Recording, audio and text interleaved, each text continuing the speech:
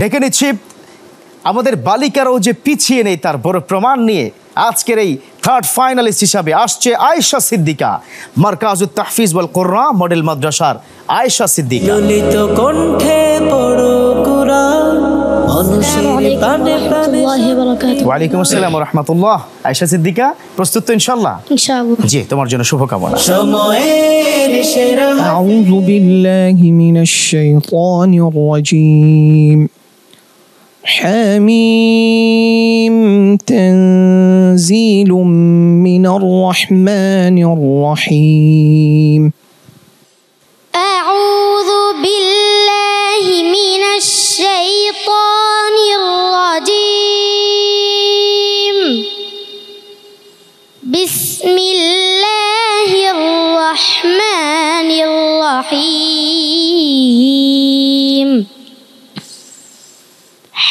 حميم تنزيل من الرحمن الرحيم.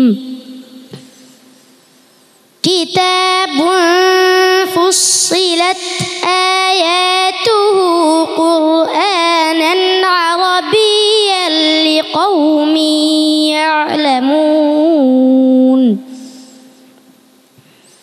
بشيرا ونذيرا فأعرض أكثرهم فهم لا يسمعون.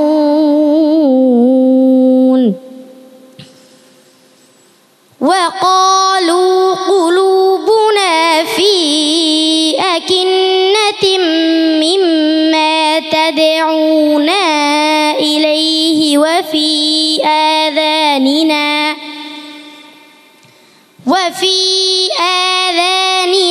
وقر ومن بيننا وبينك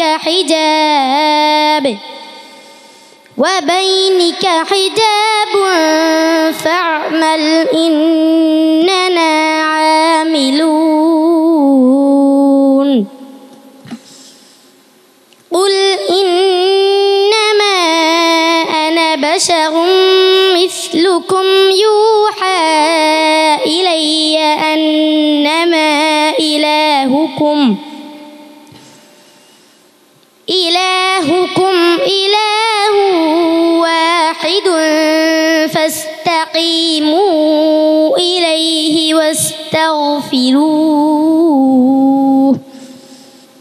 وويل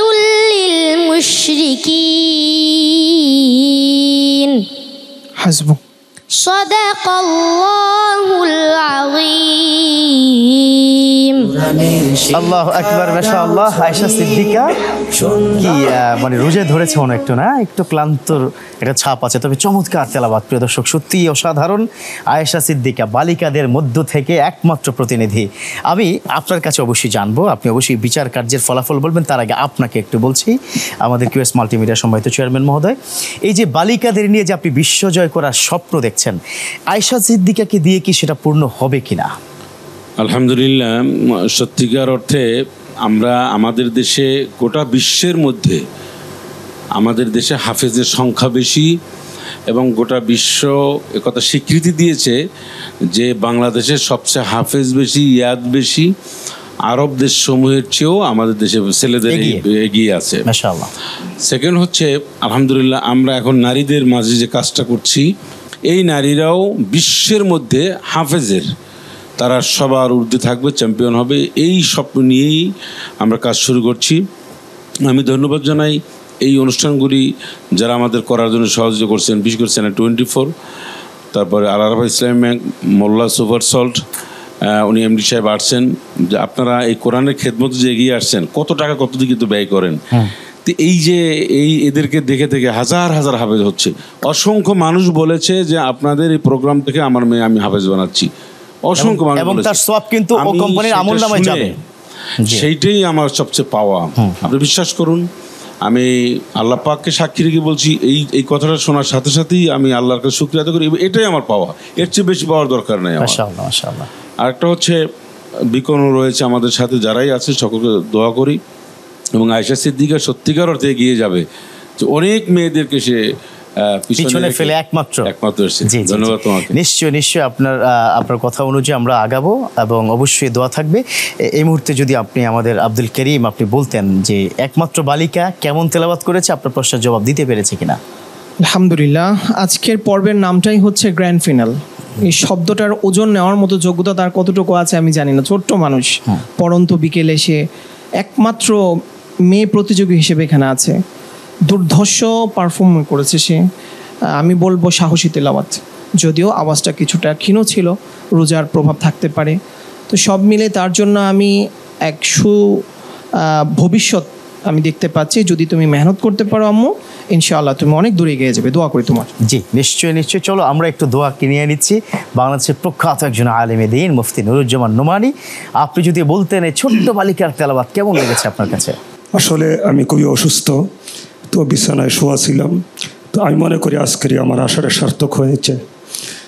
আমি বিশেষ করে ছেলেদের তেলাওয়াত তো অনেক শুনছি এবং শুনি, মেয়েদের তেলাওয়াত ইচ্ছা থাকা সত্ত্বেও আমি শুনি না, পর্দাপশিদার ব্যাপার সেবারের কারণে। ছোট্ট মেয়ে যেহেতু এখনও ইসলামী শরীয়তের বিধান ওর উপরে কার্যকর হয় নাই, আমি খুব মনোযোগের সাথে ওর তেলাওয়াত শুনছি। ওর আগে আরও যে দুইজন হাফেজে কোরআন তেলাওয়াত করছে এইগুলোও শুনছি। এই মেয়ে যে সুন্দর তেলাওয়াত করছে, কণ্ঠ কেমন ছিল এইটা বড় কথা নয়, উচ্চারণ এবং তাজবিদ সব কিছু মিলে আমি আশ্চর্য হয়ে গেলাম একটা মেয়ের কাছ থেকে এমন সুন্দর কোরআন তেলাওয়াত।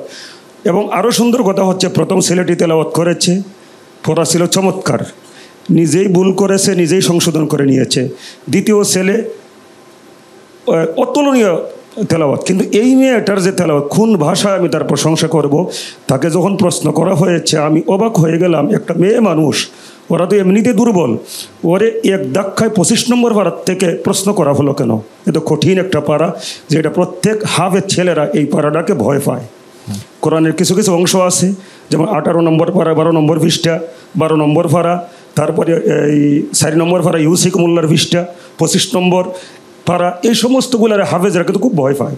আমি অবাক হয়ে গেলাম, এই মেয়েটার এমন একটা কঠিন ধাক্কায় ফেললো কেন? আলহামদুলিল্লাহ, আমি জানি না আমাদের সম্মানিত বিচারকগণ এই মেয়েটাকে কোন পর্যন্ত নিয়ে যাবেন। যদি আমাকে বিচার করার ভার দেন, এই মেয়ে চ্যাম্পিয়ন হয়ে গেছে আলহামদুলিল্লাহ। মাশাআল্লাহ চমৎকার। তবে আমাদের এখনো দুজনকে বাকি আছে, চ্যাম্পিয়ন ঘোষণা দেওয়ার সুযোগ নেই। আপনার পক্ষ থেকে আপনার মনে হচ্ছে আপনার দোয়া আল্লাহ কবুল করে, অনেক ধন্যবাদ জানাচ্ছি। না, বিচার করবেন সম্মানের বিচারক, আমি বলছি আমার কথা। জি চমৎকার। মেয়ে হিসাবে সম্মান করছি আমি। জি আর তো কোনো মেয়ে নাই। আল্লাহ কবুল করুক, আমিন। অনেক ধন্যবাদ জানাচ্ছি আপনাকে আজকে উৎসব প্রদান করার জন্য। আয়েশা সিদ্দিকা, দেখা যাক, ফলাফল এখনো ঘোষণা হয়নি, তবে কি হয় আল্লাহর কাছে কি দোয়া করো, তোমার জন্য শুভকামনা রইল। সময়ের সেরা